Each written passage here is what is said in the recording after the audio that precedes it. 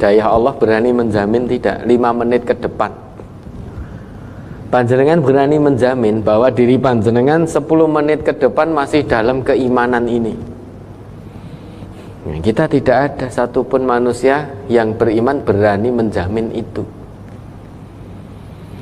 Maka ketika melihat orang-orang yang berbuat maksiat kepada Allah, kita tidak benci orangnya, namun benci perbuatannya.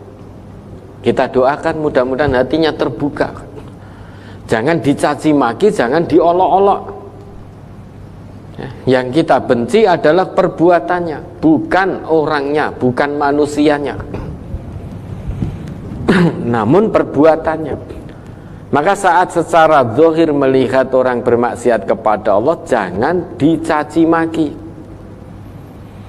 Karena bisa jadi orang itu nanti di akhir hayatnya sebelum meninggal bertobat. Tobatan nasuha, tobatnya diterima oleh Allah, meninggal surga tempatnya. Bisa jadi saat ini kita mencaci maki orang yang berbuat maksiat, ketika kita mau meninggal ternyata kita keluar dari hidayah ini, keluar dari keimanan ini. Matinya mati dalam keadaan bermaksiat kepada Allah. Ada orang ngaji juga, ketika ngaji, masih ngaji, koyo-koyone dia menjadi hamba Allah yang paling bertakwa. Di akhir hayatnya mati nih, mati gantung, bunuh diri. Ada itu. Saat masih dalam hidayah Allah, koyo-koyone menjadi orang yang paling soleh. Selang beberapa waktu ternyata dia melakukan kemaksiatan yang sama. Dia juga selingkuh, dia juga zina, dia juga judi. Kita tidak tahu 5 menit ke depan kita masih dalam keimanan ini. Kita tidak berani menjamin bahwa 10 menit ke depan kita tidak akan bohong. 10 menit ke depan kita tidak akan memfitnah saudara kita. Kita tidak berani menjamin itu. Karena kita tidak tahu apakah hidayah ini akan tetap atau nanti di akhir hayat justru kita tinggalkan dunia dalam keadaan tidak ada hidayah dari Allah. Artinya kita menolak hidayah Allah dengan melakukan kemaksiatan. Hidayah itu akan tetap kalau kita melakukan perbuatan-perbuatan yang diridhoi oleh Allah. Berarti butuh usaha. Usaha untuk beramal soleh, usaha untuk tawadhu, usaha untuk tidak sombong. Itu kalau bisa dilakukan berarti masih dalam hidayah Allah. Namun kalau sudah punya sifat sombong, merendahkan orang lain, tanpa sadar sudah keluar menolak hidayah dari Allah. Ya, karena sombong itu kan batorul haq, menolak kebenaran. Jangan dikira orang sholat itu tidak bisa sombong, bisa. Karena ziyadatut ta'ah itu juga bisa menyebabkan seseorang sombong. Yang awalnya tidak pernah ke masjid, tiba-tiba 5 waktu tertib ke masjid. Safnya paling depan. Safnya paling depan. Ketika pulang di tengah jalan melihat orang Islam yang lain, muncul dalam hatinya, sholat orang ning masjid. Bagaimana bisa jadi orang bertakwa ngaku Islam neng kok orang ning masjid? Nah, ini sombong. Dulu ketika belum pandemi ngaji sregep, awalnya nggak pernah. Kemudian ziyadatut ta'ah, taatnya tambah. Ya, datang di kajian ini rutin, tertib mendengarkan, tidak ngantuk. Datang di kajian gelombang, tertib, amalkan. Ketika melihat saudaranya izin nggak datang di Ahad pagi, tahu hatinya berbisik, kaya ngono aku wong Islam ra ngamal ke hasil kaji, ngaji wayahe ngaji malah orang mangkat, kok gampang menizin dan lain sebagainya dan lain sebagainya. Tanpa mencari tahu dulu. Nah, bisa jadi tidak hadirnya itu karena memang punya uzur yang dibenarkan oleh syariat. Nah, ini karena bertambahnya taat sombong, muncul kesombongannya. Maka jangan dikira orang ngaji, orang sholat itu tidak bisa sombong, sangat bisa. Orang yang sudah haji itu jangan dikira tidak bisa sombong, bisa. Dengan hajinya saja, nah, itu tanpa sadar bisa sombong. Pulang dari tanah suci, kalau tidak dipanggil Pak Haji marah. Lu wis haji kok, ora celuk Pak Haji. Maka kalau nyebut namanya di depan, yang kami hormati Bapak Haji, harus ada hajinya. Kalau tidak disebut haji, nesu, tersinggung. Nah, ziyadatul ta'ah bisa menyebabkan seseorang sombong. Ziyadatul ilmi, bertambahnya ilmu juga bisa menyebabkan sombong. Contoh, namanya bertambah. Bertambah dalam arti gelarnya bertambah. Misalkan doktor atau magister atau LC. Nah, LC itu apa toh? Lulusan COVID. LC itu lulusan COVID. Sekarang banyak yang punya gelar LC, lulusan COVID itu. Ini nih nggak disebut LC ini marah, nggak disebut MHUM-nya marah, nggak disebut doktornya marah, nggak disebut dokternya marah. Wah, aku ini dokter, ora diceluk Pak Dokter. Piye karepe gini? Lah istrinya Pak Dokter ora disebut Bu Dokter juga tersinggung. Nah, suami saya ini dokter, masa aku ora disebut Bu Dokter. Ketika disebut Pak Dokter, Bu Dokter atau Pak Insinyur, Bu Insinyur, wah, kepalanya besar. Berjalan itu seakan-akan orang nebak lemah.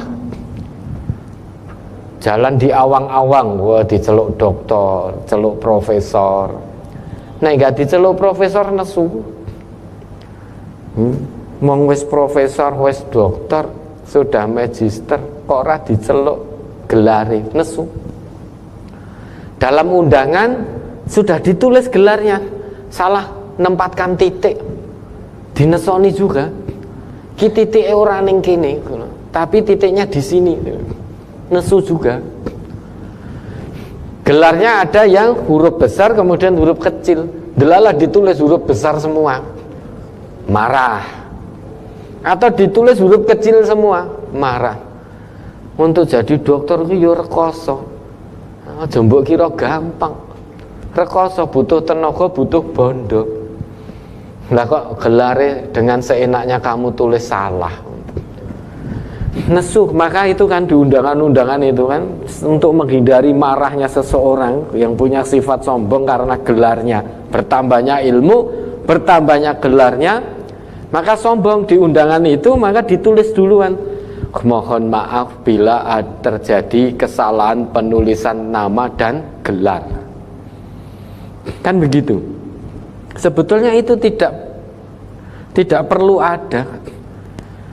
Nulis gelar salah ya wajar, wong sing duwe gawe ndelalae tidak pernah kuliah.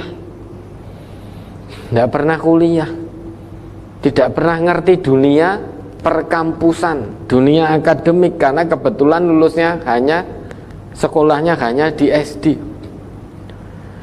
Lulus SD jelas belum punya gelar-gelar seperti itu. Nek nulis salah ya wajar. Kenapa menjadi tidak wajar? Kenapa disalah-salah? Karena orang yang ditulis gelarnya tadi sombong. Bertambahnya gelar, bertambah kesombongan. Ya. Orang yang tidak sombong dengan gelarnya, mau ditulis salah gelarnya, dia tidak mempermasalahkan. Mau disebut atau tidak, dia juga tidak mempermasalahkan. Karena ukuran di hadapan Allah, tolok ukurnya bukan gelar. Gelar itu hanya bukti kalau yang bersangkutan pernah mengenyam pendidikan di kuliah, di universitas. Bahkan yang tidak mengenyam pendidikan di universitas pun juga bisa mendapatkan gelar doktor honoris causa. Itu bisa, tidak pernah kuliah, S3 juga bisa menjadi dokter. Gelar itu hanya selembar kertas. Gelar itu hanya menunjukkan bahwa yang bersangkutan pernah kuliah, pernah mengenyam pendidikan di universitas. Lah orang yang beriman harus beda. Dengan gelarnya dia lebih imannya harus lebih bertambah, rasa syukurnya harus lebih bertambah. Bukan berarti orang Islam tidak boleh punya titel. Orang Islam itu harus punya titel, karena titel itu penting dalam dakwah Islam. Karena orang yang tidak beriman banyak yang punya titel, apalagi saat ini ukuran kemuliaan di tengah masyarakat salah satunya dilihat dari titel. Nah nanti ya, kalau tidak punya titel kita berdakwah, orang yang tidak beriman akan melihat lho deloken wong Islam. Wonge bodho-bodho ora nek sing dadi profesor, ora nek sing dadi doktor. Wonge bodho-bodho kabeh, sedangkan orang yang di luar Islam banyak yang jadi profesor, banyak yang jadi dokter. Maka untuk membedakan keprofesoran orang yang beriman dan tidak beriman, kedokteran orang beriman dan tidak beriman, kedokteran orang yang beriman dan tidak beriman, maka untuk membedakan itu, orang yang beriman profesor harus menjadi profesor yang berkualitas, kualitas dalam hal pakar betul dan mengamalkan agamanya dengan kafah betul. Kalau hanya sebatas gelar profesor, doktor dan lain sebagainya, kalau itu tidak bisa membedakan, meski kita profesor, doktor, namun ucapan kita sama dengan profesor dan doktor yang tidak beriman, perilaku juga sama. Terus sekarang apa bedanya? Orang di luar Islam pun banyak yang profesor, banyak yang dokter, bahkan lebih banyak daripada orang Islam. Nah kalau hanya sama perilaku kita, perbuatan kita setelah meraih titel, meraih gelar, apalagi sampai gelar itu menyebabkan kita sombong, maka tidak bermanfaat gelarnya di hadapan untuk umat Islam dan untuk agama Islam ini. Tidak ada manfaatnya. Podo wae wis mending rasa duwe gelar, kalau ternyata menyebabkan kesombongan. Ya, bertambahnya ilmu seseorang, bertambahnya gelar seseorang, kalau tidak hati-hati bisa sombong, sehingga hari ini ketika belum punya gelar itu dia masih dalam hidayah Allah. Begitu dapat gelar langsung muncul kesombongannya, keluar dari hidayah Allah. Maka jangan rendahkan manusia. Ya, jangan rendahkan manusia. Kalau melihat orang bermaksiat, doakan, ya, nasihati, bimbing, tolong, ya, dampingi untuk kembali kepada jalan Allah dan Rasul. Jangan dicaci, jangan dicibir, jangan dikucilkan, tapi dampingi. Karena kita tidak tahu, bisa jadi ya, beberapa waktu ke depan justru kita akan seperti fulan.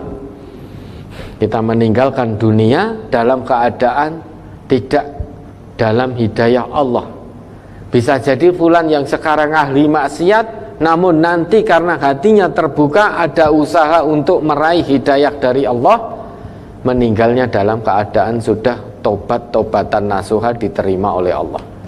Lah ini makna dari nasihat Al-Imam Al-Ghazali, bagaimana agar kita terhindar dari sifat sombong dan